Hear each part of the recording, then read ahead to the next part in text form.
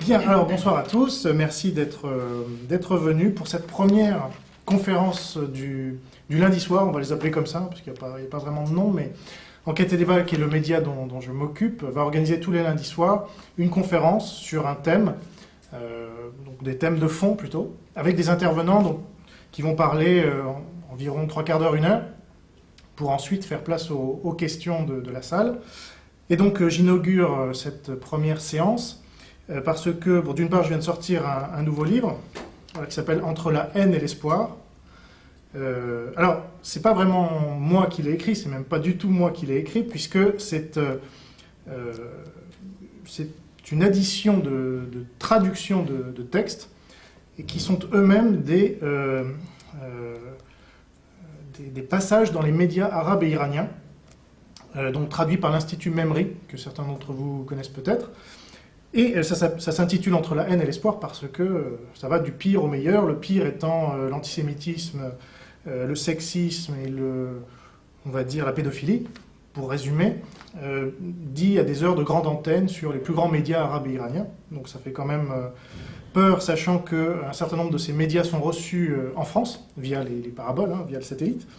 Et puis l'espoir, parce qu'il y a un certain nombre de gens, et la majeure partie du livre les concerne, qui cherchent à changer les choses et à changer les mentalités dans le monde arabo-musulman, et qui prennent souvent beaucoup de risques, y compris personnels et physiques, pour cela. Et ce qui montre aussi qu'il y a une certaine liberté d'expression dans les médias arabes et iraniens, puisque de temps en temps, ils laissent la parole à ces gens-là. Voilà. Donc il ne s'agit pas de diaboliser, il s'agit d'essayer de comprendre cette mentalité, la mentalité qui prévaut. Et donc, c'est fait exprès, les médias arabes et iraniens, c'est pour montrer qu'il n'y a pas vraiment de distinction à faire aujourd'hui entre l'islam sunnite et chiite, quand on parle, que ce soit d'antisémitisme, de sexisme, de pédophilie, pour l'aspect sombre, on va dire, et puis les aspects positifs qui sont des femmes qui demandent l'égalité, des hommes et des femmes qui demandent de la laïcité, et plus de liberté en général. Donc, vous retrouverez ce livre, je l'espère, dans toutes les plus grandes librairies. Et c'est la première fois que ça a été traduit en français, donc vous envoyez un certain nombre de vidéos sur Internet, notamment sur le site de Memri. Certaines ont circulé plus que d'autres, mais là elles sont compilées, pas toutes évidemment, parce qu'il aurait fallu une encyclopédie, mais j'ai choisi les plus intéressantes, les plus probantes selon moi, aussi bien donc, dans l'aspect positif que dans l'aspect négatif. Mais pour aujourd'hui, je vais traiter d'un thème qui n'a pas grand-chose à voir, en fait. Mais c'est un thème qui me tient particulièrement à cœur, et vous aussi, puisque vous êtes là, et que j'ai intitulé « Comment résister au système ?» Parce que c'est important, on entend beaucoup de choses, ici ou là, parce que selon que vous soyez altermondialiste, ou mondialiste, ou même anti-mondialiste, libéral ou anti-libéral, islamophile, islamophobe, sioniste, antisioniste, que sais-je, de gauche, de droite, vous aurez une définition différente de ce qu'est le système.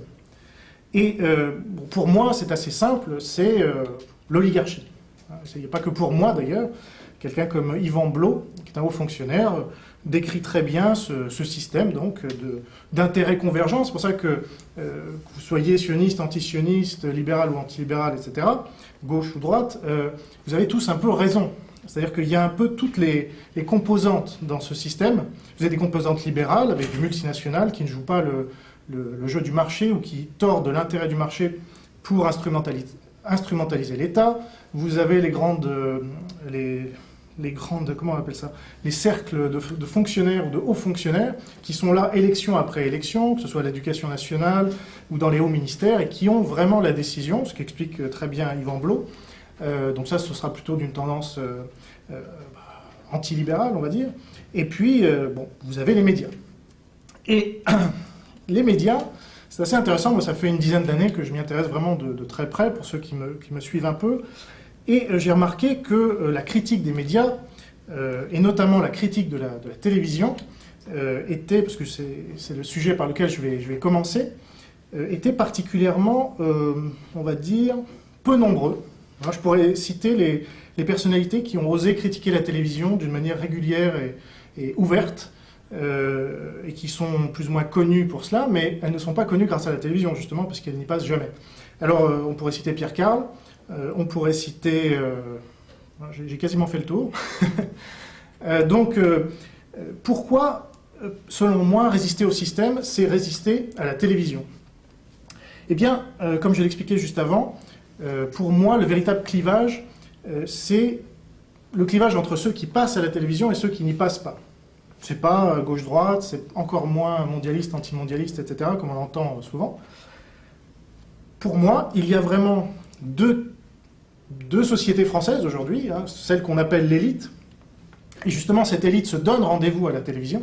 C'est ça qui est intéressant, c'est que c'est un média donc public, et tout le monde peut constater que notre oligarchie, nos élites, pour la plupart, se donnent rendez-vous à la télévision, et j'y inclus évidemment le Front National, puisque aussi bien Jean-Marie Le Pen que Marine Le Pen sont parmi les politiques français à être les plus invités à la télévision.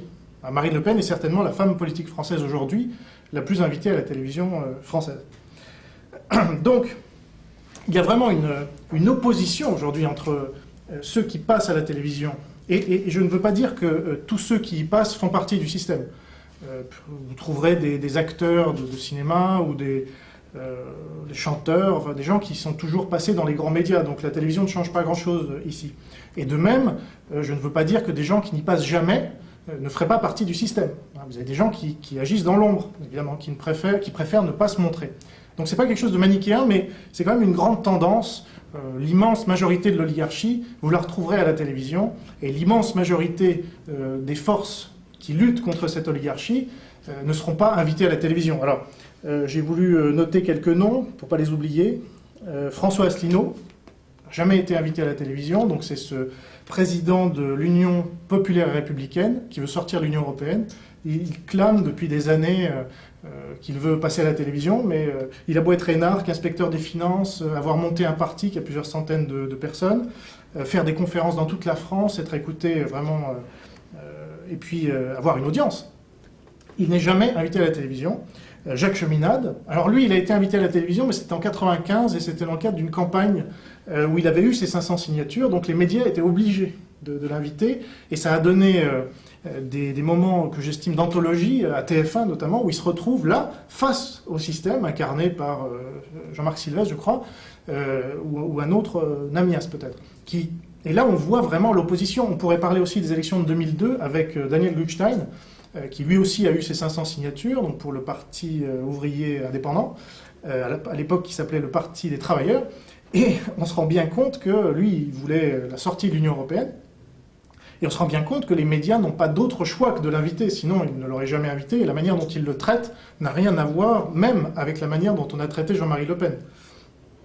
Je pourrais vous citer aussi Nicolas Stocker, je ne sais pas si certains d'entre vous le connaissent, c'est le patron du RPF, qui avait été connu en son temps, mais qui ne passe jamais dans les médias, parce que voilà, il a un discours souverainiste, libéral, républicain, et qui dérange. Je vous laisserai faire vos recherches pour comprendre pourquoi. Et à contrario, vous avez des gens, donc j'ai cité Jean-Marie Le Pen, j'aurais pu citer Éric Zemmour aussi, on entend souvent que Éric Zemmour serait contre le système. Là, je ne vais pas m'apesantir sur la personne d'Éric Zemmour, qui importe peu, mais sur ce phénomène qui est né dans certaines sphères, y compris souverainistes, qui était de dire, mais Éric Zemmour lutte contre le système à l'intérieur. Et donc il pratique, il le disait lui-même, l'effet de Gramsci, c'est-à-dire qui consiste à avoir une domination culturelle.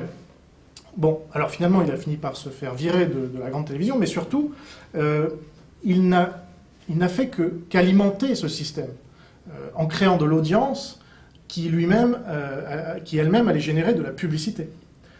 Donc, on le voit aujourd'hui avec ses remplaçants, Natacha Polony et Audrey Pulvar, si elles ne génèrent pas d'audience, rapidement, elles vont être dehors. Elles vont être remplacées par des gens qui vont aller au clash, qui vont faire ce qu'ils voudront, mais qui généreront de l'audience. Et c'est ça le propre de la télévision, c'est d'aller au clash, d'aller à la simplification, d'aller au manichéisme. Et c'est aussi le règne des apparences et la dictature de l'apparence. J'ai fait un article sur Enquête et débat à ce sujet, et de manière, je pense, assez provocatrice, j'ai comparé cela à ce qui se passait dans les sociétés totalitaires avec le culte de la personnalité. Hein, on l'a peut-être oublié, mais à l'époque de Staline ou d'Hitler, il y avait des portraits de ces dictateurs partout. Or, aujourd'hui, qu'est-ce que le people, sinon cela? C'est-à-dire que vous avez des gens qui sont là, on ne sait même pas trop pourquoi, hein, on pourrait citer la télé-réalité, et qui vont faire la une de la télévision des semaines durant, qui vont être invités partout, dont la mort va faire la une ou l'ouverture du journal télévisé, comme cela s'est passé avec FX. Vous avez peut-être suivi ce jeune, je ne sais pas comment l'appeler, et puis je ne vais pas l'appeler, parce que...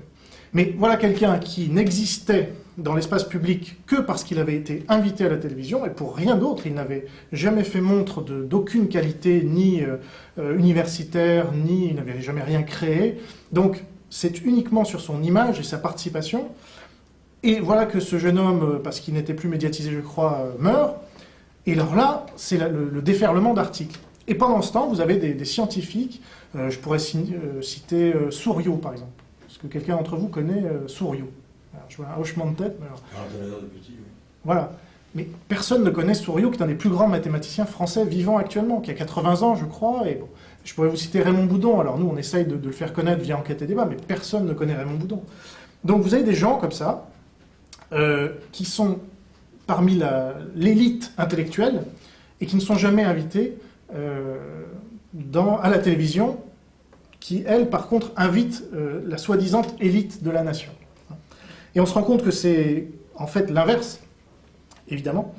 Alors, pourquoi l'oligarchie se donne-t-elle rendez-vous à la télévision? C'est assez simple. C'est un pouvoir d'influence, parce qu'aujourd'hui, il ne suffit plus d'être intelligent pour être influent, c'est même le contraire, souvent. Plus vous êtes intelligent, généralement, moins vous êtes influent.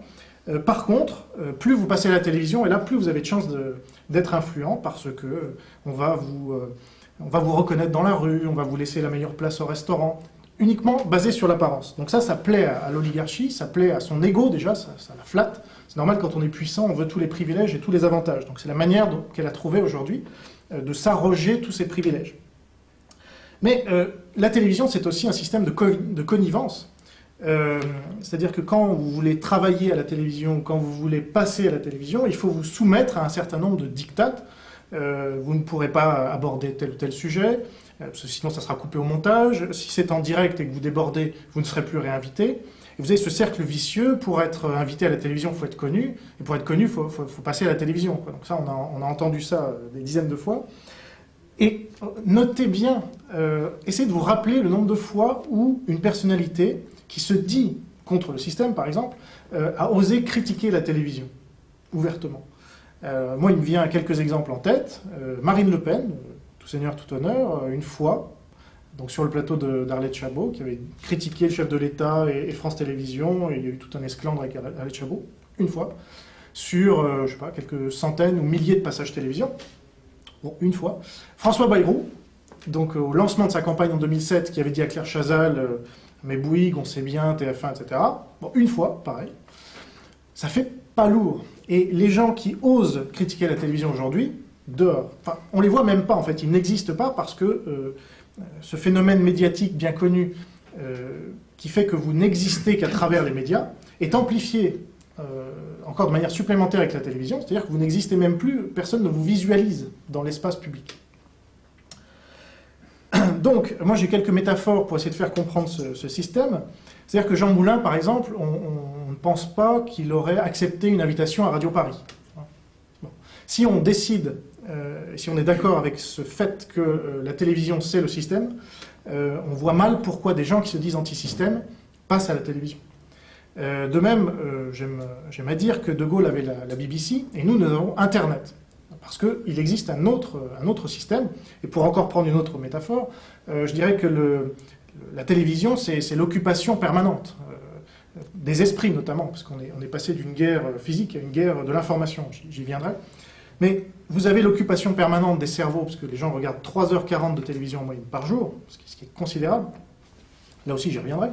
Mais vous avez aussi Internet, qui permet une sorte de débarquement au quotidien.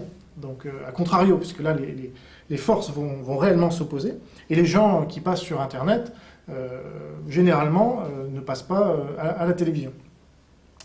Alors, moi je prétends, on pourra vérifier les choses si on se donne rendez-vous dans 20 ans, que le pouvoir dans 20 ans sera aux mains de gens qui auront décidé aujourd'hui, à partir d'aujourd'hui, ou qui ont déjà décidé, que le pouvoir doit être pris à cette élite, à cette oligarchie, qui aujourd'hui se donne rendez-vous à la télévision, et donc il faudra utiliser le seul outil médiatique pour lutter contre cette télévision, qui s'appelle Internet aujourd'hui.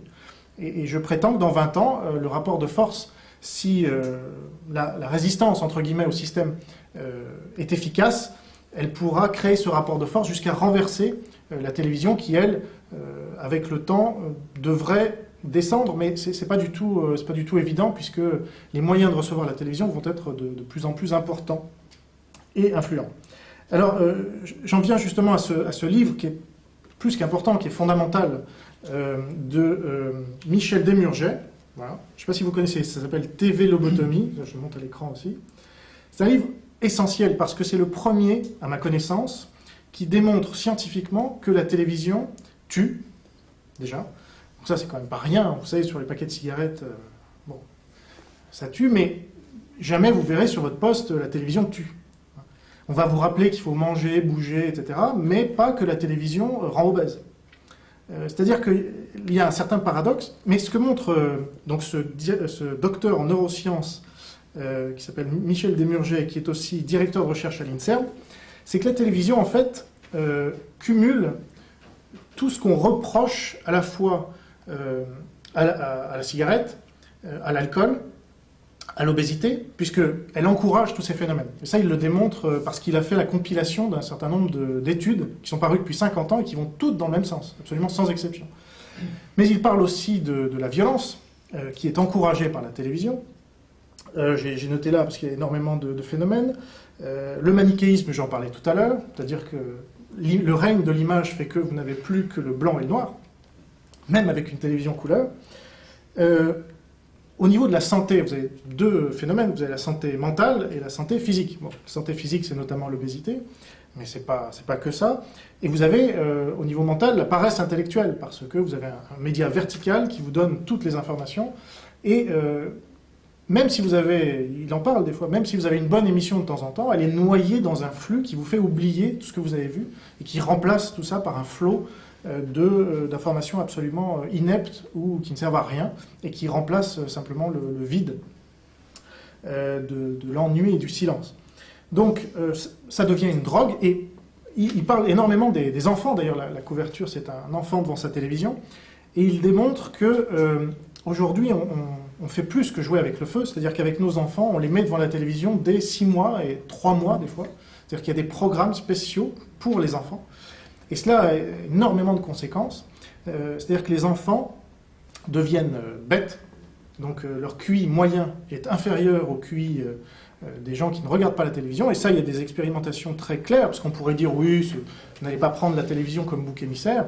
Mais il cite notamment des études avec des villages qui n'avaient pas la télévision, où la télévision est installée, et des études scientifiques qui démontrent qu'avant, par exemple, prenons un seul exemple, l'anorexie, la boulimie chez les femmes. Vous avez dans ces villages des femmes rondes qui n'ont aucun problème avec ça, qui mangent à leur faim, des fois un peu trop, mais qui ne s'en plaignent pas. Et après avoir installé la télévision, vous avez des phénomènes d'anorexie, donc de vomissement. Toutes les femmes, ou les filles souvent, demandent à être plus maigres et considèrent que c'est ça le canon de la beauté. Donc c'est-à-dire qu'il y a un conformisme de masse qui est absolument affligeant et qui est démontré scientifiquement. Donc vous imaginez, en fait, la télévision a une influence sur tous ces phénomènes-là à la fois. Et en plus, c'est scientifiquement démontré depuis 50 ans. Donc tout ça pour dire, je vais vous lire juste un ou deux extraits que j'ai notés, parce qu'ils sont particulièrement parlants.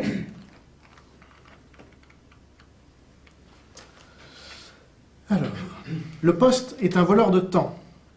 Il est aussi une cause d'isolement social, une source de paresse intellectuelle, un agent de stérilité cognitive et un vecteur de déstructuration physique.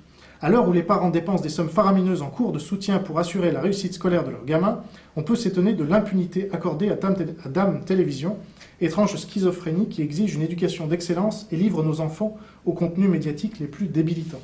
Ça, j'y reviendrai dans la deuxième partie, mais il est sûr qu'on accuse souvent l'école, mais jamais la télévision. C'est étonnant.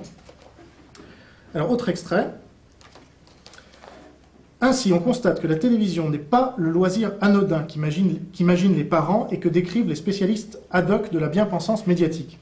Le petit écran pose un problème majeur de santé publique. Combien d'obèses, d'invalides de la route, de séropositifs, d'avortements juvéniles, de cirrhose du foie, de cancer du poumon, d'infarctus faudra-t-il pour que cette réalité pénètre l'inertie de nos cerveaux? Évidemment, tout cela est démontré dans le livre par moult études, il y a vraiment des centaines d'études. C'est assez impressionnant, d'ailleurs, la biographie fait 40 pages. Vous avez plus de 1000 références scientifiques. Bon. Donc c'est quand même pas rien. Et alors, dernier extrait que je voulais vous lire. Imaginez une substance récréative dont l'ingestion accroîtrait considérablement la prévalence de l'obésité, du tabagisme, de l'alcoolisme, des troubles du sommeil, des actes suicidaires, des conduites sexuelles à risque et des désordres du comportement alimentaire, anorexie, boulimie. Envisageriez-vous d'ouvrir les portes de votre foyer à cette substance? Cette substance, c'est la télévision, mais voilà la force principale de la télévision et donc du système, c'est que, comme je l'ai dit au début, si vous critiquez la télévision, vous n'y passez pas, et donc vous n'existez pas, et donc vous n'êtes pas influent, et donc vous ne pouvez pas changer la société. Donc au niveau politique, c'est un problème, parce que là, on fait de la politique pour changer la société, a priori. Mais effectivement, avec Internet, on peut estimer qu'on pourra changer cette société en changeant la télévision. Donc moi, j'appelle évidemment à abroger complètement la télévision, mais c'est une dépendance telle qu'on ne pourra pas y arriver aussi facilement. Il faudra commencer par réduire le temps de visionnage de la télévision chez un maximum de gens, et notamment chez les enfants. Lui, il préconise l'interdiction de la télévision en dessous de 6 ans.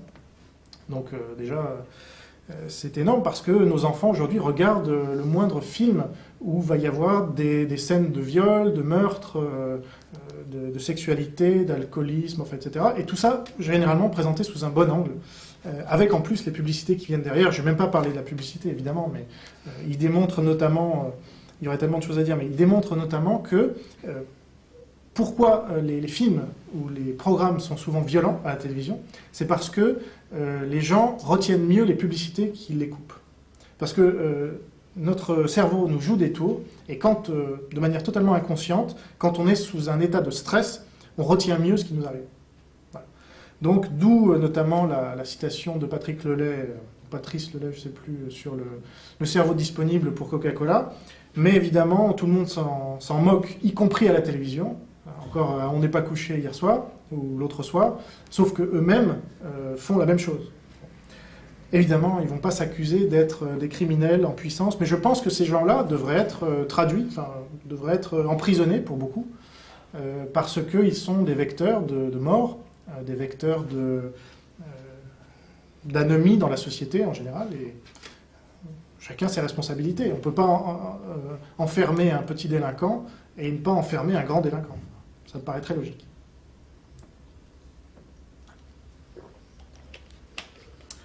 Alors, je vais passer à la deuxième partie.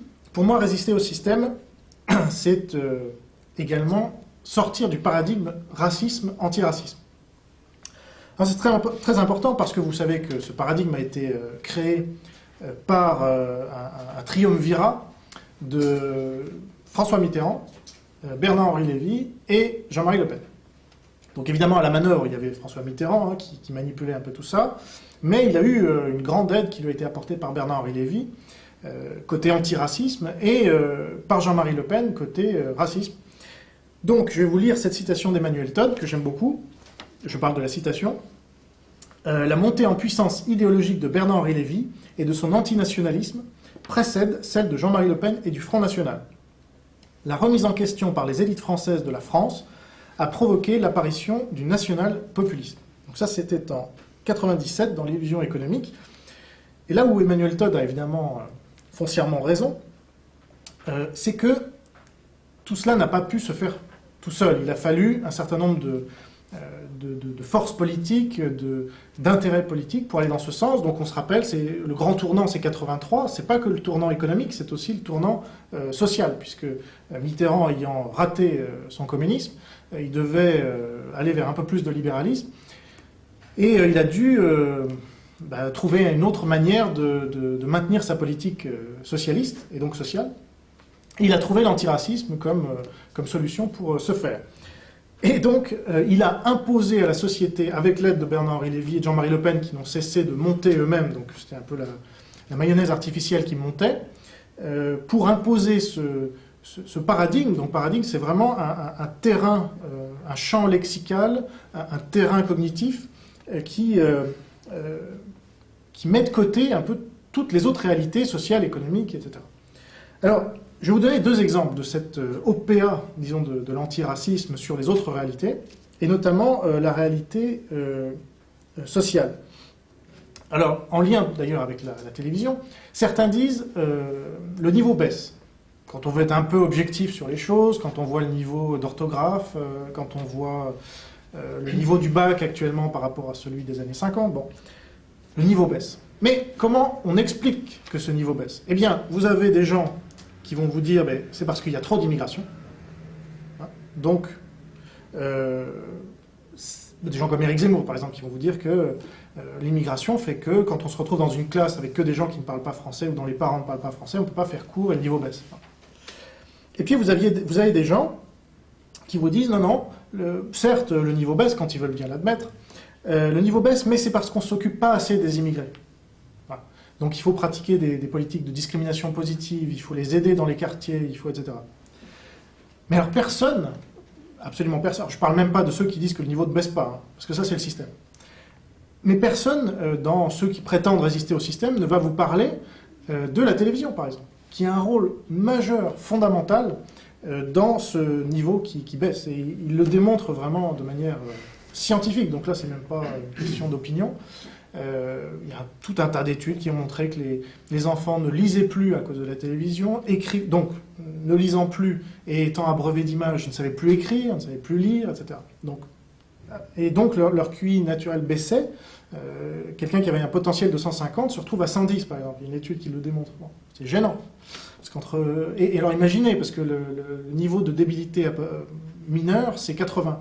Donc quelqu'un qui était à 110 passe à 80, là, pour le coup. Bon.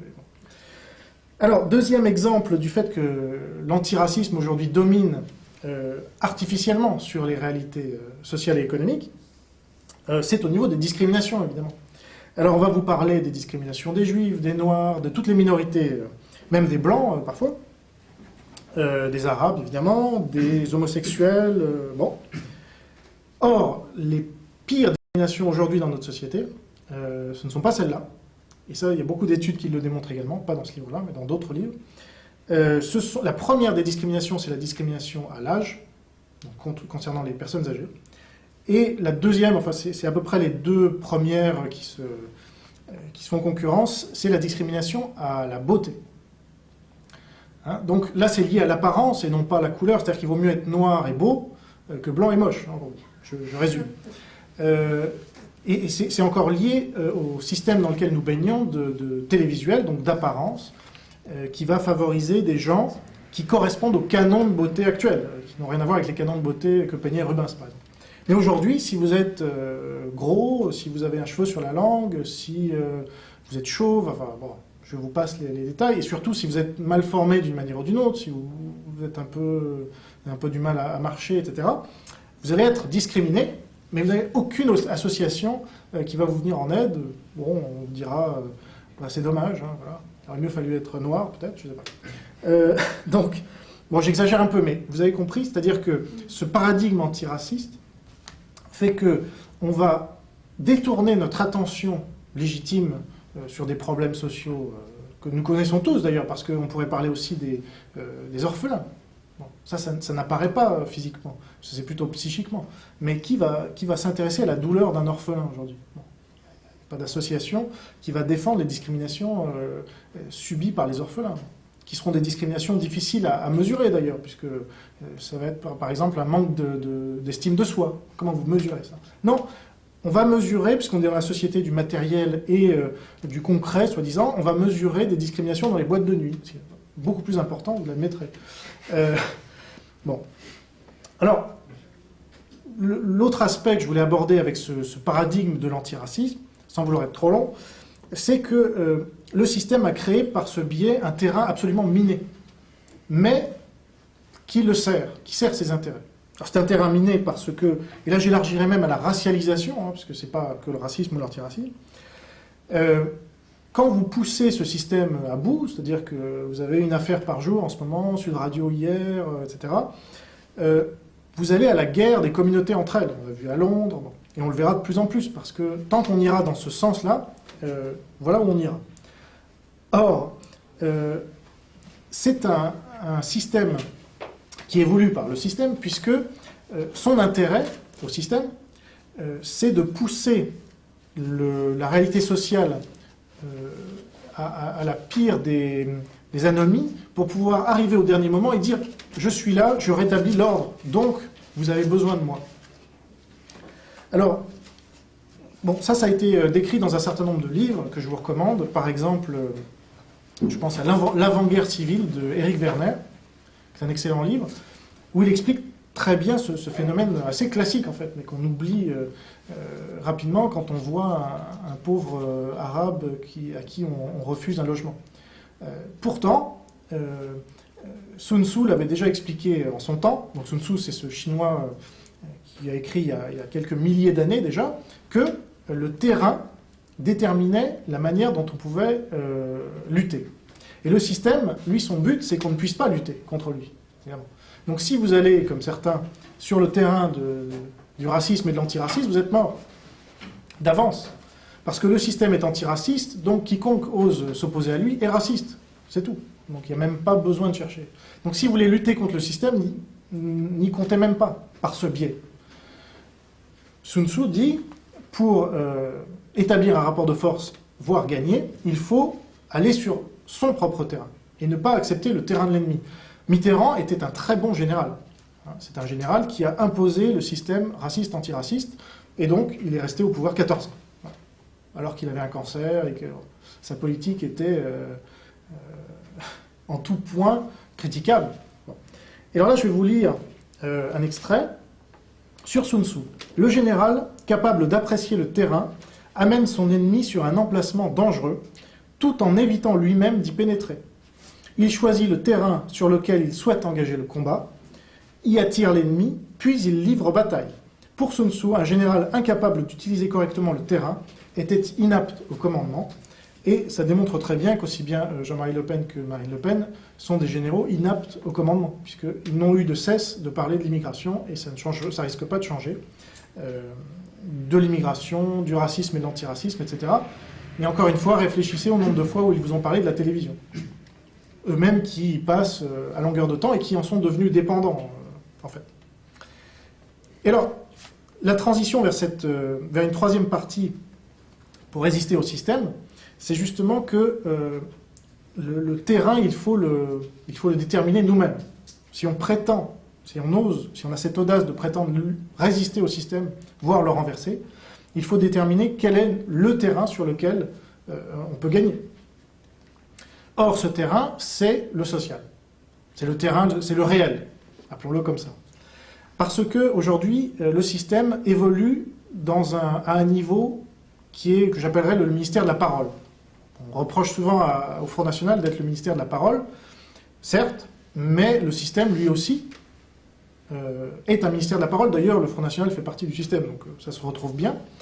Alors, le Front National n'a pas de représentants politiques, n'a pas de ministre, n'a pas de maire, n'a pas de député. Bon, donc là, c'est sûr qu'il n'a pas le pouvoir, hein, n'a pas de cadre.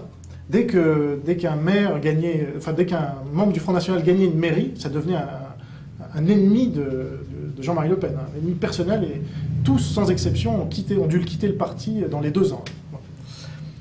Mais le système lui-même est également un ministère de la parole, puisqu'il n'a plus le pouvoir. Le pouvoir aujourd'hui, où est-ce qu'il est? Ben, il est dans les cercles administratifs, donc c'est plus le politique. Il est à l'Union européenne, donc c'est plus les députés qui ont le pouvoir, et ça, Yvan Blot l'explique très bien. Lui, il a plus de pouvoir, il a été les deux. Il a été député, longtemps, il est aujourd'hui haut fonctionnaire. Et il dit, j'ai plus de pouvoir aujourd'hui en tant que haut fonctionnaire, puisque je peux faire passer une loi entière, à la virgule près, en tant que haut fonctionnaire, alors que je n'ai jamais pu faire passer le moindre amendement en tant que député. Parce que les députés, il faut le savoir déjà, même en dehors de toute considération sur le pouvoir qui serait ailleurs, ils doivent suivre la consigne du parti. Donc ça, c'est réglé. Donc, on vit aujourd'hui dans un monde dominé par la parole et par l'apparence. Et donc, la véritable guerre qui a lieu aujourd'hui, contre laquelle il faut résister, mais bon, on voit que c'est assez limité, c'est la guerre de l'information et la guerre des mots. Donc moi j'ai écrit un certain nombre de livres pour cela, vous connaissez peut-être La Judéomanie, pour expliquer ce racisme que crée la lutte contre l'antisémitisme quand elle est poussée à l'excès. La nouvelle extrême droite, pour expliquer que la véritable extrême droite est au pouvoir depuis une trentaine d'années. Je ne développe pas parce que ça ferait l'objet d'une autre conférence, donc, mais je vous laisse découvrir ces livres s'ils vous intéressent. Et puis il y a toutes les expressions évidemment qui tuent le débat, parce que le débat va contre les intérêts du système. Le système a tout intérêt, et éventuellement son intérêt c'est de croire qu'il y a du débat. C'est pour ça que des gens comme Éric Zemmour par exemple sont utiles au système, parce que c'est bien de maintenir une apparence de démocratie, on ne peut pas reprocher au système d'être antidémocratique. Mais le mieux, c'est encore de tuer tout débat. Alors là, on est tranquille. Et donc, vous avez un certain nombre d'expressions qui ont fleuri depuis les années 80. Fascistes, racistes, sectes. On pourrait multiplier les exemples. Qui empêchent le cerveau de se développer normalement. Puisque si vous ne débattez pas, vous ne pouvez pas confronter les idées. Donc, vous êtes emporté par l'une des idées dominantes ou l'autre. Donc, dans la mesure du possible, il faut essayer de retourner les concepts. Bon, quand c'est possible. Il faut éviter les étiquettes qui tuent l'union, parce que l'union fait la force, c'est ce qu'on recherche si on veut résister au système. Et donc un contre-système qui permet de résister, c'est la démocratie directe. Pourquoi ? Parce que la démocratie directe, en fait, fait éclater les étiquettes, et notamment les étiquettes politiques. Quand vous avez un vote sur une mesure très précise, je sais pas moi, la peine de mort ou l'avortement, bon là je prends des sujets un peu excessifs, mais je sais pas moi, l'augmentation des impôts chez les riches, ou que sais-je, vous allez avoir des gens qui ne font pas partie du tout des mêmes partis et qui vont être quand même d'accord sur cette mesure. Ils ne seront pas d'accord sur le reste, mais c'est pas grave, ils vont voter quand même ensemble, sans le savoir, parce qu'il y a l'isoloir, ils vont voter pour cette mesure. Donc vous avez des gens du Parti communiste qui vont voter avec des gens des Verts, ou alors en ce moment en Suisse on voit une union sur une mesure très précise entre l'UDC qui est plutôt classé à droite et les Verts. Et c'est même l'immigration. Vous voyez, on peut retrouver là avec la démocratie directe des intérêts qui dépassent vraiment les logiques de parti, qui tuent à la fois le débat et la vie démocratique. Voilà. Mais ce que je voulais rajouter là-dessus, c'est que la seule manière de résister aussi, ce serait de pratiquer une sorte d'éclectisme, d'aller chercher, et c'est ça que nous dit aussi la démocratie directe, c'est que les bonnes solutions ne sont pas le monopole d'un parti. C'est pas que les communistes ou les anticommunistes ou les libéraux, les antilibéraux qui ont raison. Parfois, il faut plus de libéralisme dans certains domaines de la société, parfois il faut plus d'État, parfois il en faut moins, etc., etc. Donc, en pratiquant un certain éclectisme, on peut retrouver une certaine politique et une certaine résistance, et une certaine liberté. Parce que, encore une fois, on n'est pas des petits soldats qui allons faire la guerre pour une idéologie quelconque. On est dans une société prétendument démocratique, donc on a son esprit critique, et on peut être d'accord avec des gens en fonction de ce qu'ils disent, et non pas en fonction de ce qu'ils sont. Ou de leur étiquette, de l'étiquette qui leur aurait été collée par tel ou tel média ou tel et tel intellectuel. Voilà. Alors, pour terminer, et puis on passera aux questions, pour moi la solution, vous l'avez compris, c'est agir sur le terrain. Donc, première chose, alors je vais être un peu provocateur, mais je pense qu'il y a des organisations politiques qui ont démontré que c'était en allant sur le terrain qu'on pouvait gagner, y compris les élections. Parce qu'aujourd'hui, le système politique est verrouillé, donc ça ne sert à rien d'aller là non plus. Vous avez des gens comme le Hezbollah, au Liban. Alors là, je ne vais pas faire l'apologie du Hezbollah au niveau idéologique, mais plutôt au niveau politique. Ce qu'ils ont fait, c'est qu'ils se sont occupés de la population. Alors certains diront ils les ont assistés. Les libéraux diront ils les ont trop assistés. Bon, certes. Mais au final, ils ont gagné les élections. C'est ce qu'on cherche. Bon, alors après, il y a tout le niveau idéologique que je réprouve, évidemment. Mais je pourrais prendre l'exemple opposé, qui est l'exemple des Tea Parties aux États-Unis. Bon, les Tea Parties, c'est un mouvement grassroots, comme ils expliquent aux États-Unis, c'est-à-dire qui vient de la base et qui remonte petit à petit jusqu'aux élites. Et les élites se disent, voilà, on est en danger, parce qu'il y a des gens qui ont compris qu'en dehors de nous, il existait quand même la réalité et qu'on pouvait se mettre ensemble sur... on n'était pas toujours d'accord sur tout, mais au moins on était d'accord sur l'essentiel, c'est-à-dire la démocratie. Rétablir la démocratie, virer l'oligarchie et cette bureaucratie qui empêche le pays de respirer. Alors, à Enquête et Débat, on est un média sur Internet, mais on va passer à l'action, justement, pour pas simplement rester... On a passé la première année à faire des articles, à faire des débats, donc c'est bien, à faire de la réflexion, mais il faut que la réflexion serve l'action et ne serve pas qu'à se servir elle-même. Donc, je vais vous donner un ou deux exemples, pour pas trop monopoliser la parole. La RATP a un gros problème, et pas simplement les scandales sexuels actuels, c'est que si vous êtes étranger notamment, vous êtes rendu compte, vous ne pouvez pas faire 100 mètres dans le métro parisien sans avoir à descendre ou à monter des escaliers. Et quand vous transportez une valise qui est lourde, ça devient insupportable. Mais c'est la même chose si vous êtes une personne âgée, c'est la même chose si vous êtes une femme enceinte, un handicapé, etc. Or, il existe une solution très simple et peu coûteuse, qui créerait même un peu d'emploi, c'est de faire un audit du réseau. Parce qu'il y a des millions de personnes, je crois 10 millions, qui utilisent chaque jour la RATP. Donc, vous faites un audit avec les points noirs, c'est-à-dire là où il y a le plus de voyageurs et le plus d'escaliers, et vous mettez là des jeunes qui vont transporter les valises des voyageurs, qui vont aider la vieille dame à monter ou à descendre, la personne enceinte, la poussette, j'oubliais ça, bon. Il y a des cas multiples et variés. Ça va vous coûter quelques dizaines de milliers d'euros par mois. J'exagère peut-être un peu, mais enfin, c'est rien à voir avec le fait de construire un escalator ou un ascenseur, évidemment. Mais là, vous avez une solution. Donc, nous, en tant que médias, on va aller voir tous les partis, on va leur demander, mais pourquoi vous ne faites pas pression sur la RATP pour changer cette situation qui est insupportable pour des centaines de milliers de femmes enceintes, de personnes âgées, d'handicapés. Alors, soi-disant, les partis politiques et les médias s'en occupent de ces gens-là. Mais non, on se rend bien compte qu'ils ne s'en occupent pas, parce que sinon, cette solution-là aurait été mise en place il y a des dizaines d'années déjà.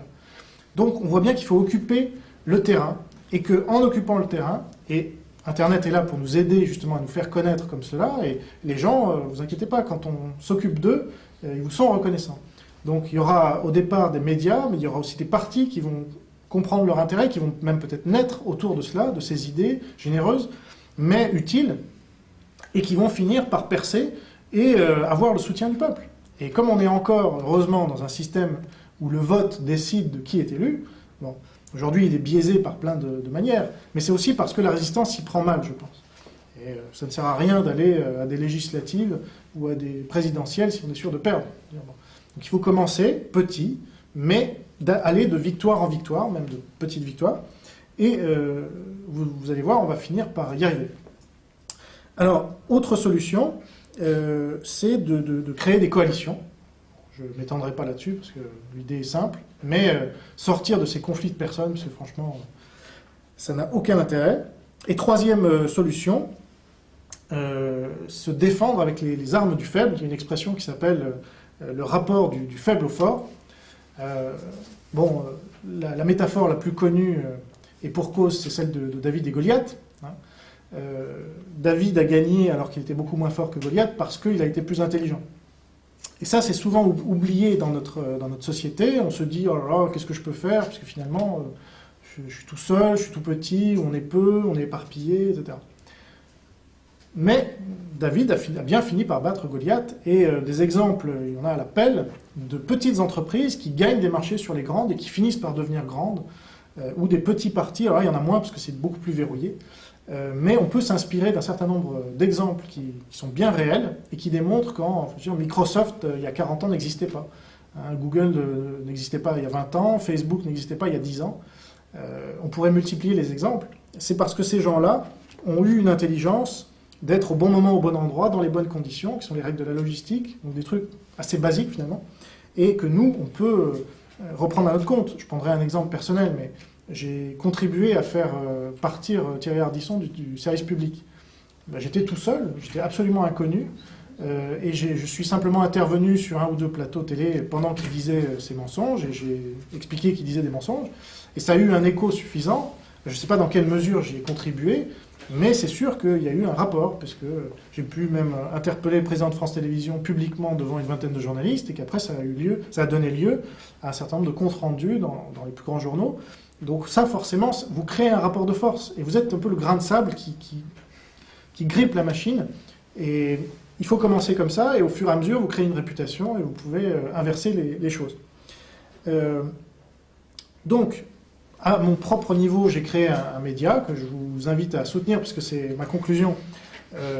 Il faut qu'on se serre les coudes. Hein. On n'est pas nombreux, je pense qu'on peut rapidement s'identifier. Nous, notre rôle, c'est aussi de faire connaître les autres qui existent aux quatre coins de la France et qu'on ne connaîtrait pas encore. Donc, j'ai créé une maison d'édition qui s'appelle Tatami. J'ai créé un média qui s'appelle Enquête et Débat.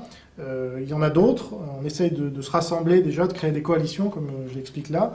Si vous suivez le site, vous le verrez, vous le constaterez de vos propres yeux dans les mois qui viennent. Et vous êtes les bienvenus pour y contribuer avec vos qualités sur les sujets qui vous intéressent. Par exemple, on va certainement créer une association, ou contribuer à créer une association contre la télévision, hein, pour vraiment encourager les gens à... En plus, ils ne payeront même plus la redevance, donc c'est de l'argent tout ça. Si vous calculez l'argent que ça va vous économiser de ne plus avoir de télévision, entre tout ce qu'on vous fait consommer sans que vous en ayez conscience ou pas, c'est à peu près la même chose. Là, vous allez économiser énormément d'argent, vous allez pouvoir lire, mieux être instruit, être en meilleure santé, etc. C'est quand même fondamental, et je pense que c'est un mouvement de fond. Comme il y a eu nos logos, je pense qu'il y aura nos TV bientôt. Voilà. Je m'arrête là et je vous remercie pour votre attention. Et si vous avez des questions...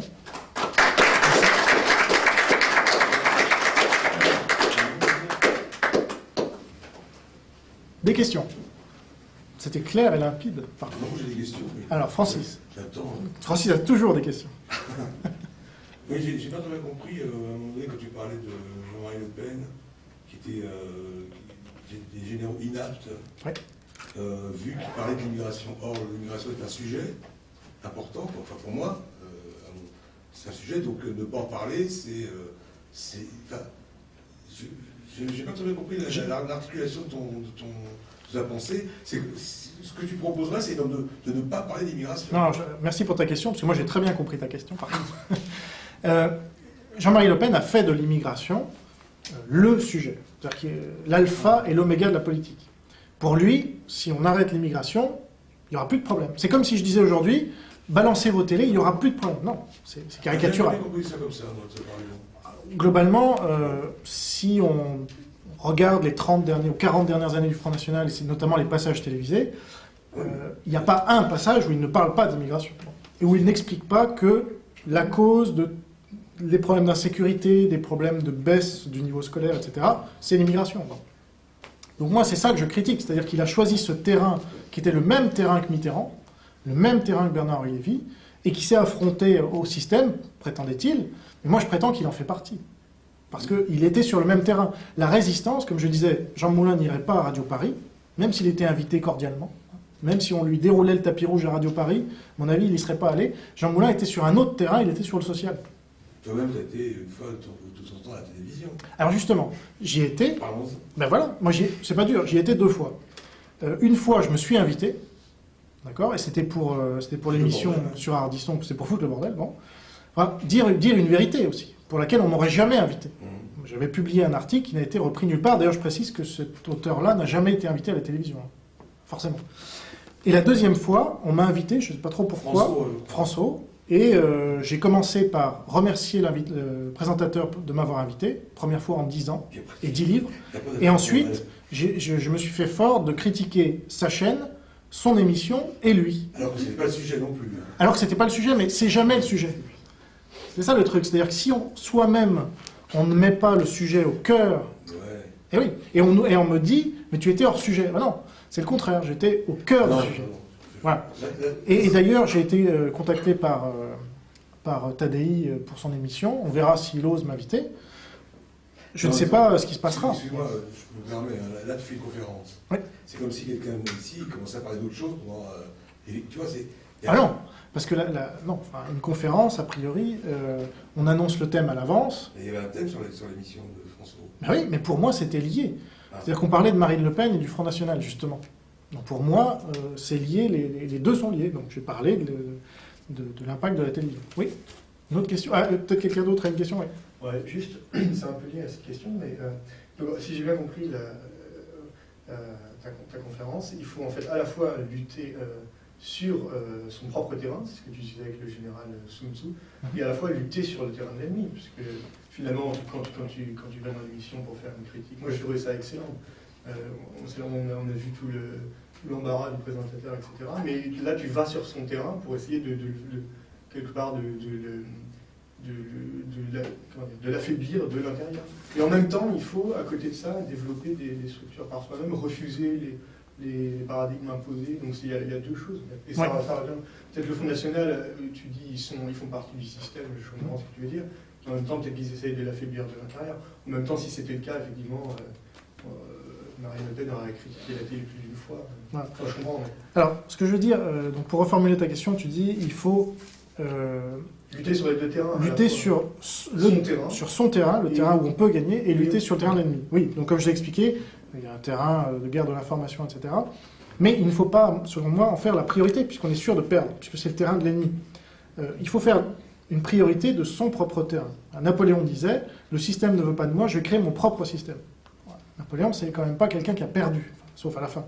Mais pendant une bonne partie de sa vie, il est parti de rien, et très rapidement, il a quand même réussi un certain nombre de choses, parce qu'il avait compris que c'était en imposant ses convictions de sa manière qu'il pouvait réussir. Et j'ajouterais que quelqu'un comme Éric Zemmour, par exemple, va passer la majeure partie de son temps donc, dans le système, tout en prétendant lutter contre lui, bon, mais il ne va jamais aider les gens qui sont demandés autour de vous si un jour Éric Zemmour a aidé tel ou tel parti, tel ou tel auteur, tel ou tel, etc. Moi, il se trouve que je lui ai envoyé pas mal de bouquins, soit de mes auteurs, soit des miens, et à chaque fois il me disait non mais c'est pas moi qui choisis, c'est jamais lui. Bon alors là il a sa nouvelle émission, mais c'est toujours pas lui qui choisit. Donc lui, sa stratégie, elle est respectable, enfin, pour moi je la respecte pas, mais il a le droit de l'avoir, c'est j'ai pas de main, donc je ne suis pas coupable. Voilà. Mais c'est une réalité. Dans le cas précis de ce que tu dis, il est invité, quoi. Donc, il est invité. Il ne choisit pas. Il peut proposer, mais il ne choisit pas. Ah bah, si, moi, je ne sais pas s'il propose, si son boulot, c'est proposer. Il travaille avec quelqu'un qui choisit les sujets d'émission, donc il peut toujours influencer. Mais dire c'est pas moi, ça veut dire d'avance je ne ferai rien pour toi et tu ne pourras pas m'en vouloir. Oui. Voilà. Non, c'est vrai. Donc au moins les choses sont claires. Moi, j'ai jamais rien eu à devoir de. On ne sait pas. Peut-être qu'il a essayé un jour, j'en sais rien. Je pense que Éric Zemmour, il n'a pas l'intention de changer les choses réellement. Il est là en tant que figurant pour faire entendre une autre voix, plus ou moins discordante, comme vous l'avez dit, donner une impression de débat. Alors bon, quelquefois c'est plus ou moins hard, mais il n'a pas la prétention, comme une femme, me semble-t-il, Marine Le Pen et autres, son père, j'en étais pas persuadé, de vouloir changer les choses. Il fait de la figuration pour moi. Disons, j'ai pas envie que nécessairement la conférence tourne autour d'une personne ou d'une autre, mais c'est important ce que vous dites, parce qu'effectivement, oublions Éric Zemmour, mais le rôle, comme j'avais oublié Ardisson quand je m'étais intéressé à lui, moi ce qui m'intéressait c'était ce qu'il représentait, ce qu'il incarnait. Et il incarne, Ardisson d'ailleurs a nommé Zemmour, c'est lui qui l'a fait devenir ce qu'il est aujourd'hui, ça on l'oublie souvent. C'est-à-dire avant l'affaire, il y a longtemps, tu veux dire ? C'est Ardisson qui a invité Zemmour sur son plateau Tout le monde en parle pour Le Premier Sexe, et qui l'a donc permis de se découvrir toutes ses qualités, et qui après a suggéré à Barma de le recruter pour On n'est pas couché. Je ferme la parenthèse. Ce qui m'intéresse dans le cas Éric Zemmour, par exemple, c'est qu'en effet, c'est une soupape de sécurité très utile pour le système. Très utile. Mais comment juger ce qu'il a fait ? Il suffit de regarder le résultat. Faut pas oublier le résultat, c'est qu'il a... Attends, je finis. Le résultat, c'est qu'il a fait augmenter l'audience de la télévision et qu'il va continuer de le faire sur une autre chaîne, simplement. Donc moi, c'est pas quelque chose de critiquable. Il faut juste reconnaître, parce que j'entends souvent dans certains milieux dit résistant au système, Éric Zemmour, notre grand résistant au système. Non, c'est une des chevilles ouvrières du système aujourd'hui. Je suis pas d'accord. Bon, je connais un petit peu sa famille, donc... non, mais ce que je veux dire par là, c'est que je sais que... Je vais prendre des questions. Il a souffert. Non, mais ça, c'est... Il a souffert. Non, mais c'est-à-dire qu'il a... C'est pas une partie de plaisir, son affaire. Et ceci dit, non, c'est pas une partie de plaisir. C'est pas... Je dis pas que c'est une partie de plaisir. Non, mais ça veut dire... Il a certainement dû souffrir parce que, pour rentrer dans le système, quand on est un peu rebelle, et il était certainement un peu au début, il faut savoir se plier, avaler des tonnes de couleuvres, savoir se plier au diktat du conformisme. Des Noirs, quoi, des délinquants, tout ça. Il était, encore une fois... Il a énormément morflé. Oui, mais il était sur le terrain de l'ennemi. Donc il ne faut pas qu'il s'étonne. Ce n'est pas simple, vraiment, c'est pas simplement un figurant. Et deuxièmement, je voulais quand même faire remarquer qu'il a eu un rôle, malgré lui, de fédérateur. Le fédérateur de qui et de quoi? Le fédérateur, c'est-à-dire qu'il y a Mais des de gens qui aujourd'hui? qui sont reconnus dans ses paroles Oui, alors. et qui ont pu ensuite se revoir, discuter, etc. Mais pour quel changement concret? Ah non, mais attends, ouais. c'est du long terme pour moi tout ça. Ouais. Non, c'est du long terme. Si je suis là aujourd'hui, c'est peut-être... C'est grâce à Éric Zemmour. Non, mais c'est un facteur, ce sont des éléments. C'est-à-dire que si tu penses quelque chose et que tu es tout seul à le penser, que personne autour de toi, tu peux rencontrer personne qui pense comme toi, on s'isole et puis on reste dans son coin. Si tu rencontres des gens avec lesquels tu as des affinités de pensée, déjà ça te donne de l'énergie. Alors, très bien. Donc, je prends ça pour une question. Il a favorisé sur autre chose. Alors, ce qu'il a favorisé énormément, Éric Zemmour, c'est que les gens, des millions de gens, tous les samedis soirs, restent isolés derrière leur poste de télévision. Donc, ne sortent pas, ne lisent pas, déjà, ne sortent pas pour rencontrer d'autres personnes, ne se cultivent pas, etc. Ah mais c'est pas une question d'être d'accord ou pas d'accord. Je ne regardais pas la télé, je regardais sur Internet que les passages qui m'intéressaient. Justement. Donc, tu vois, c'est Internet. On parle d'Internet. Oui, mais alors... On peut quand même sortir avant de la coucher. Et on peut sortir après, même si on... Oui. On peut sortir après. Enfin, non, mais c'est important, le rôle d'Éric Zemmour, c'est qu'il a réintéressé à la télévision des gens qui s'y intéressaient plus du tout, et qui ne s'y intéressent plus depuis qu'il en est parti, ou qu'il est parti du... Là, je voyais toutes les critiques contre Natacha Polony et Audrey Pulvar, enfin la nouvelle version, plein de gens disent « je ne regarderai plus jamais cette émission ». Bah, très bien, formidable. Vous ferez donc, vous aurez une vie. Qu'est-ce qu'ils vont faire? Ils vont peut-être faire autre chose. Mais ça les regarde, mais en tout cas, ils ne seront peut-être pas derrière leur écran comme des larves. Alors, est-ce qu'il y a d'autres questions que Francis? Oui.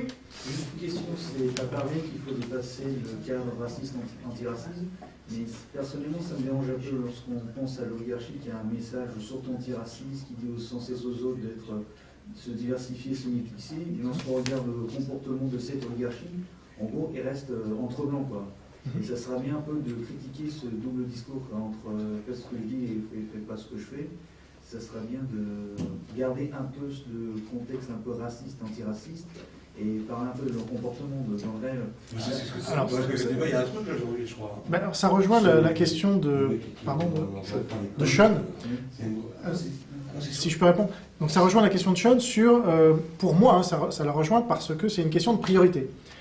Il faut sortir de ce paradigme raciste, antiraciste, ça ne veut pas dire l'oublier. Tout comme ça ne veut pas dire de jamais... Moi, si on m'invite à la télévision, j'y vais. Très bien, bah, ça me fait ma pub.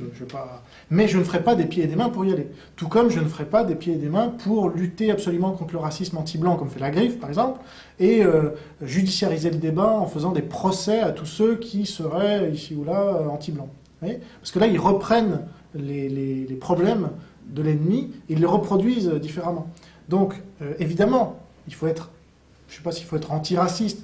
Disons qu'il ne faut pas juger les gens pour ce qu'ils sont, mais pour ce qu'ils font. Voilà. C'est aussi simple que ça. Après, le racisme, c'est une des catégories qui fait qu'on juge les gens pour ce qu'ils sont plutôt que pour ce qu'ils font. Mais il n'y a pas que le racisme. Enfin, je veux dire, il ne faut pas reproduire, c'est quasiment hitlérien, de placer au sommet des préoccupations la race. Non ? En gros, ma question, c'est à propos du double discours de l'oligarchie. C'est en gros, il dit sans cesse qu'il faut se métisser, mais quand on les voit, ils restent entre blancs. C'est comme l'affaire de Mediapart, ils ont dénoncé l'histoire des quotas pour la Fédération française de foot. Alors, parce qu'on a vu la photographie de la rédaction, il n'y a que des blancs. Oui, mais cet argument est à double tranchant, parce que si demain, vous avez des politiques de discrimination positive, comme ça commence d'arriver, d'ailleurs Audrey Pulvar n'est pas blanche, Roger Bambuck n'était pas blanc, Gaston Monnerville n'était pas blanc, il était noir, donc c'est à double tranchant, parce que si demain vous avez une parité, disons, blanc-noir ou juif, ou je sais pas quoi, parce qu'il va falloir commencer à compter les gens, c'est quelque chose Les que j'ai héros. horreur, ou les héros, je sais pas quoi, vous allez dire, ah bah tout va bien finalement. Non. Pour moi, la valeur d'une personne, c'est pas sa couleur, c'est ce qu'elle fait. Non, Donc c'est que tous les gens soient blancs dans l'oligarchie, ça m'est complètement égal. Non, mais ça, S'ils mènent une bonne c'est pas ça politique. Ils sont censés aux gens d'en bas de dire Mais si c'était la première des... C'est pas ça qu'il dit, de hein. diversifier. Mais Et là, vous, pour moi, voit leur comportement, je c'est comprends. contre blanc. je comprends, mais La pour moi, question, vous c'est êtes dans... pourquoi ils imposent Mais d'être très bien. avec des personnes, des non-blancs, alors qu'eux, ils restent entre blancs. C'est qu'on Mais pourrait, pour- on pourrait leur prouver à ces gens-là qu'ils ont fait les meilleurs choix au niveau. On pourrait leur dire, vous avez fait les meilleurs choix de votre équipe au niveau des compétences, et par hasard, il s'avère que ce sont des blancs. Donc laissez aux autres de faire la même chose, et si ça tombe sur des blancs, ça tombe sur des blancs, si ça tombe sur des noirs, ça tombe sur des noirs. Mais arrêtez de critiquer. Oui, mais moi, je C'est un pense que discours qu'on peut leur dire. pour moi, c'est un débat stérile. C'est-à-dire que les choses vont se faire de toute C'est pour façon... dénoncer une Non, mais escroquerie. ça va se faire de toute façon qu'on dénonce ou pas. Voilà. Les choses vont changer ou pas. Donc pour moi, je préfère agir là où c'est utile, plutôt que de dire il faut des noirs ou il faut Mais non, des juifs. Non, ou non, il faut- il dit pas ça. Des noirs, non, c'est à propos du double discours. C'est C'est les journalistes qui sont les grands-parents. Oui, voilà. Si, sur ils ont quand même un mouvement. comme un mouvement, quoi. Si, bah, c'est eux qui ont. Il dit sans cesse qu'il faut accueillir les immigrés, mais alors eux, dans le quotidien, ça arrange d'être des cartouches bien blancs. Quand tu dénonces, si on dénonce une personne qui avait son fils, comme Ségolène Royal par exemple, qui avait refusé son fils dans une école de théâtre, qui avait voulu l'inscrire, on lui dit c'est dans le 20e, elle dit oh là, j'y vais pas. Si tu montres ça, il ne s'agit pas de. Il s'agit de montrer que ces gens-là ont un discours démagogique. Mais ça a été démontré des milliers de Oui, mais fois, tu vas mais rien n'a jamais changé. Parce que c'est leur terrain. C'est ce que j'ai essayé. Non, mais c'est important. C'est ce que j'ai expliqué. Ce que j'ai essayé d'expliquer ce soir, c'est que tant que vous êtes sur leur terrain, vous n'avez aucune chance parce que ils vont toujours retomber sur leurs pattes et vous allez finir par être considéré comme raciste parce que vous aurez dit ci ou ça. Et c'est tout.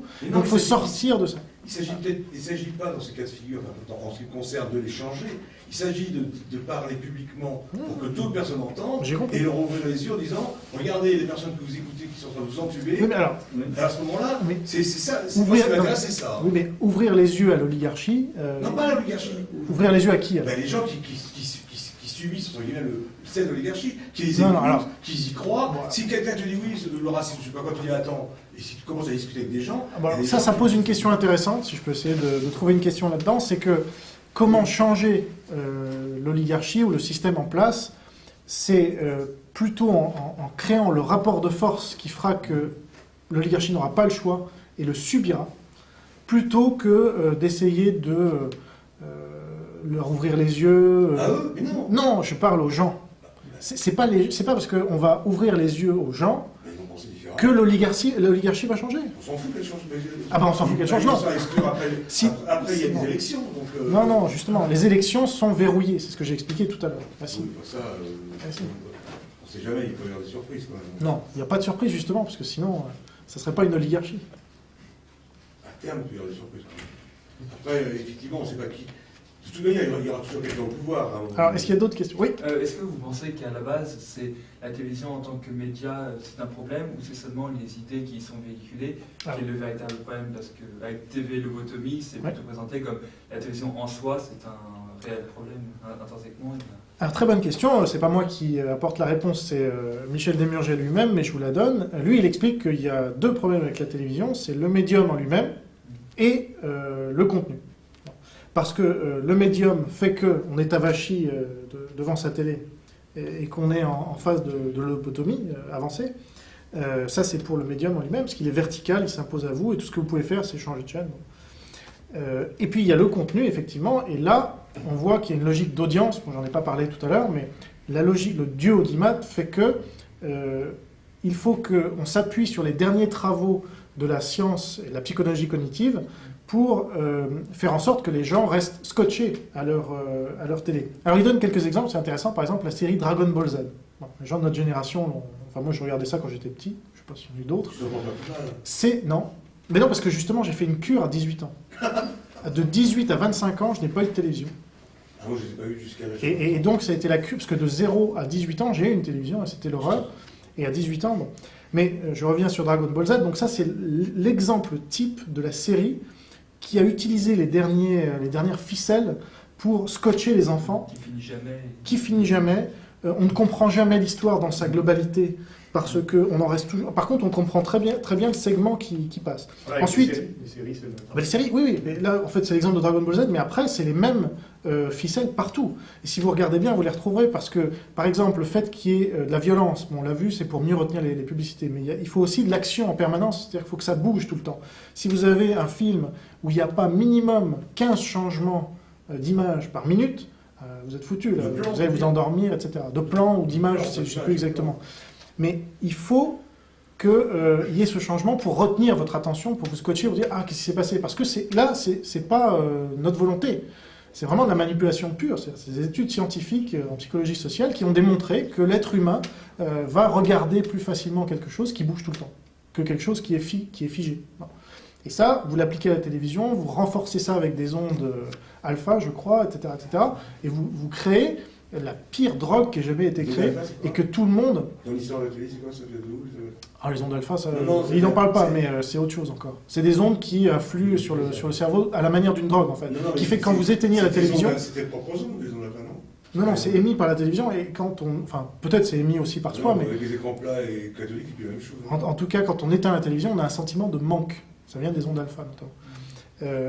Voilà, je ne sais pas si ça répond à votre question. Donc, le contenu et le contenant, les deux sont... La télévision est condamnée à la base. Oui. Ça me vient totalement... Oui, alors par exemple, sur Internet, tout à l'heure, Francis disait qu'il regardait Zemmour sur Internet et que c'était bien. Bon. Je sais qu'il est bien. Non, mais c'est mieux. Disons que c'est mieux déjà parce que sur Internet, on n'est pas en position de larve assise avec... Parce que généralement, on mange aussi des produits gras et sucrés. Tout ça est... Parce que c'est les principaux annonceurs, ce sont des gens, la grande distribution qui vous vendent de la merde. Bon. Mais quand vous êtes sur Internet, vous maîtrisez le temps. C'est-à-dire qu'on ne vous donne pas un rendez-vous, déjà la messe du 20h ou 22h51 pour... Le mot messe, c'est très bien d'ailleurs. Et voilà, on est dans le nouvel opium du peuple avec la télévision. Or, sur Internet, c'est vous qui choisissez quand vous regardez l'émission. Vous pouvez l'arrêter quand vous voulez, vous y retournerez quand vous voudrez aussi. Vous pouvez retourner en arrière, vous pouvez réécouter. Vous avez des montages. Vous pouvez commenter. Bon. Donc c'est une autre démarche, ça n'a rien à voir. Et là, c'est plus la télévision. Moi, j'appellerais plus ça de la télévision. J'appellerais ça une image qu'on peut arrêter et qui change tout. Et vous ne pensez pas que Internet est parfois influencé par la télévision, par le fait que le comportement que les gens vont avoir vis-à-vis de la télévision, ils vont peut-être le reporter sur Internet en fonction, ils vont voir ce qu'on leur dit de voir sur Internet. Oui. C'est d'autant plus vrai qu'aujourd'hui, les meilleures audiences sur Internet sont faites dans la vidéo, des sites comme Dailymotion et autres, voire TF1, etc., sur Watt TV. Bon. Donc forcément, et de plus en plus avec la multiplication des iPhones et autres, iPad, il explique bien que ça va nous suivre partout. Donc aujourd'hui, il y a une moyenne de 3h40 par jour par personne de télévision qui est regardée, tous âges confondus, hein, c'est là où on se dit bon. Mais demain, ça peut encore augmenter. C'est-à-dire que, contrairement à une idée reçue, Internet ne fait pas baisser la consommation télévisuelle, elle aurait plutôt tendance à l'augmenter. Hein, via ces... Mais on peut regarder la télévision sur Internet, mais aussi continuer de la regarder. Et d'ailleurs, il y a un chiffre assez hallucinant, c'est que la télévision aujourd'hui représente 75% de nos loisirs en temps et 16 années de vie éveillée. Si on vit 80 ans, on va en passer 16 devant la télévision si on a commencé à la naissance. Quoi. Donc c'est là où on se rend compte vraiment que cet outil-là est très puissant finalement, parce qu'on a un outil de contrôle social, ça a bien été... adressé par des gens comme Noam Chomsky avec la manufacturing consent, la manufacture du consentement, oui, quelque chose comme ça. Et d'ailleurs, j'ai oublié de dire tout à l'heure que l'extrême gauche, contrairement à l'extrême droite, a une réflexion de fond sur l'influence des médias, et notamment de la télévision. C'est-à-dire qu'il y a tout un débat à l'extrême gauche entre des gens comme Serge Halimi, par exemple, et d'autres. Serge Halimi dit « Moi, je ne passerai jamais à la télévision parce que c'est un outil malfaisant. » Alors lui, c'est carrément... il a beaucoup étudié ça et il redit ce que les études scientifiques disent. Et il y a un grand débat, puisque d'autres, à l'extrême gauche, évidemment, colonisent les médias. On a vu Besancenot chez Drucker, ou Mélenchon et autres. Ces gens-là n'ont aucun scrupule à passer à la télévision. Mais une certaine extrême gauche dit... Alors je vais vous raconter une anecdote, peut-être pour terminer, à moins qu'il y ait une autre question. C'est un gars d'extrême gauche, revendiqué, hein, je ne le stigmatise pas, qui refuse de venir sur Enquête et Débat parce qu'on inviterait trop de gens d'une droite nauséabonde. Bon. Et alors là, je lui dis, mais quand même, t'es gonflé, parce que je viens de te voir à Europe 1. C'est-à-dire que le gars n'avait aucun scrupule à aller sur un média qui est tenu par un marchand d'armes, d'extrême gauche, hein, un média qui est tenu par un marchand d'armes, qui passe de la publicité, alors là, évidemment, hein, Lagardère, et qui va toujours donner la parole aux forts au détriment des faibles, à qui il ne donnera jamais la parole, alors que nous, c'est l'inverse, on n'a pas de publicité, le peu qu'on a, on n'en est pas dépendant, c'est automatique. On donne la parole toujours à ceux qui ne l'ont pas, ou le moins, enfin ceux qui l'ont le moins parmi les autres, mais il ne va pas venir chez nous parce qu'il va encore trouver ci ou ça. Donc en fait, on se rend bien compte que le débat à l'extrême gauche est vraiment utile. Il y a une association comme Acrimed, par exemple, ou maintenant Arrêt sur Image, qui est clairement devenu d'extrême gauche, qui se pose ces questions, mais pour l'instant, ils n'ont pas poussé la logique jusqu'à parler de ce livre. Il faut dire que dans ce livre, l'auteur détruit absolument un des amis de Daniel Schneiderman qui s'appelle Serge Tisseron et qui est un psychanalyste qui encourage carrément les bébés à regarder la télévision dès le plus jeune âge en disant mais c'est bien, ça les éveille et tout, alors que les études scientifiques démontrent que le bébé va perdre ses capacités d'apprentissage parce qu'il y a des études qui ont démontré que vous comparez quand le bébé regarde une image de quelqu'un qui prend un cube et qui joue avec, etc., le bébé ne reproduit pas ça. Alors que quand vous lui mettez le cube, évidemment, il joue avec, ça va lui développer ses connexions neuronales, etc. Voilà. Donc, je ne sais plus quelle était la question, mais voilà ma réponse. Une autre question, peut-être pas de Francis, ou de Francis, il y a plus d'autres. Ah oui, monsieur. Je suis arrivé à Dortmund. Oui. Je voulais savoir, à une certaine époque, on disait, Macron disait, le texte, c'est imprimé, c'est plus valable, c'est l'image qui va être la valeur prégnante dans la société. Est-ce que vous pensez que c'est toujours valable, que le texte n'a plus de valeur sociale? Il y a quand même des journaux, il y en a de moins en moins. Alors ça c'est une question, je ne sais pas si on peut y répondre comme ça facilement. Spontanément. Est-ce qu'il y a des moyens de voir que la télévision va vraiment parasiter le texte écrit, le livre, que le livre il se porte, il y en a beaucoup, mais peut-être qu'il n'y a pas de texte de qualité, quoi. Alors, ce qui est intéressant, c'est que le livre est le média culturel, produit culturel qui se porte le mieux.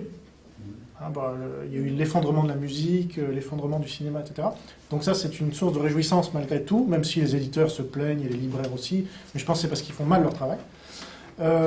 Après, je pense qu'il y a déjà cette guerre entre la télévision d'une part, comme je l'ai expliqué, hein, entre le système, entre la télévision et l'écrit, puisqu'il y a une expression qui dit l'image résonne avec un « et », alors que l'écrit résonne avec un « AI ».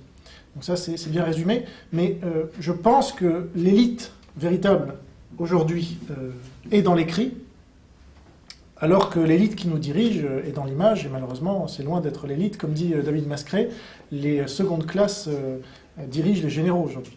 Donc il s'agit d'être plus intelligent, puisqu'on est généraux, donc on doit être plus intelligent que les secondes classes, hein, sinon ils ne seraient pas au pouvoir. Donc aujourd'hui, il faut reconnaître un échec de l'élite, la réelle élite. Donc il faut qu'elle se remette en cause et qu'elle arrête de perpétuer cette stratégie qui mène à l'échec depuis 40 ans minimum, hein, parce qu'après, on peut remonter un peu plus. Moi, je m'arrête à 40 ans déjà, et à De Gaulle, 50 ans. Il y a une émission, par exemple, comme Apostrophe. Ouais. C'est un média audiovisuel, ouais. Mais il parle de l'écrit. Ouais. Est-ce que vous pensez que ça... On dit que Bernard Pivot a fait lire des gens. Est-ce que vous pensez que c'est... Ouais, alors, ce qui est intéressant avec Apostrophe, c'est que j'avais lu une critique à l'époque par, comment s'appelle-t-il, ce philosophe, Gilles Deleuze, et Raymond Aron, je crois. Gilles Deleuze qui avait expliqué qu'en fait, Apostrophe, c'était la mort du livre. Alors, avec le recul, on se dit, mais comment ça quand on voit aujourd'hui les émissions qui parlent du livre, on se dit, mais Apostrophe, c'était génial. Bon. Mais à l'époque, Deleuze disait qu'en fait, rassembler 4 écrivains autour de la même émission, autour du même thème, alors que chaque livre est unique et a traité d'un univers bien différent, qui n'a souvent rien à voir avec le thème traité par l'émission, déjà c'est la fin du livre. Et je pense qu'il n'avait pas vraiment tort et qu'on l'a assez oublié.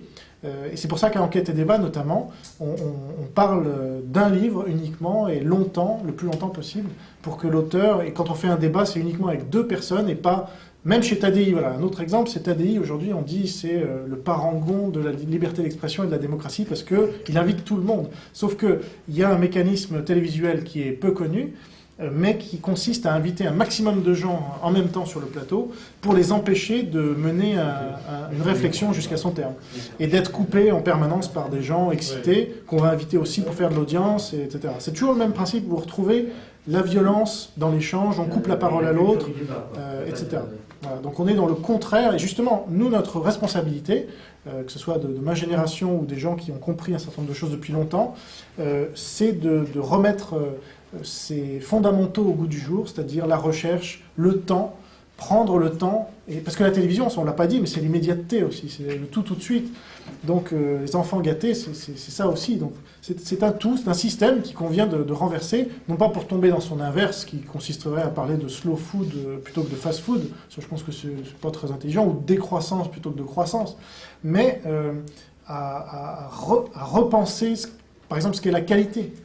Je pense que notre civilisation, c'est une civilisation de qualité. Si on l'oppose, si on la compare plutôt à ce qui se passe aux États-Unis ou en Chine, moi je crois beaucoup à cette notion de qualité parce que vous regardiez la gastronomie, le luxe ou autre chose, c'est ce qui nous définit. Donc revenir à la qualité, ce serait déjà un bel objectif. On termine sur la qualité, c'est pas mal non, comme conclusion. Merci beaucoup de votre attention. Tu veux pas passer la nuit là, quoi? Non, je ne vais pas passer la nuit là.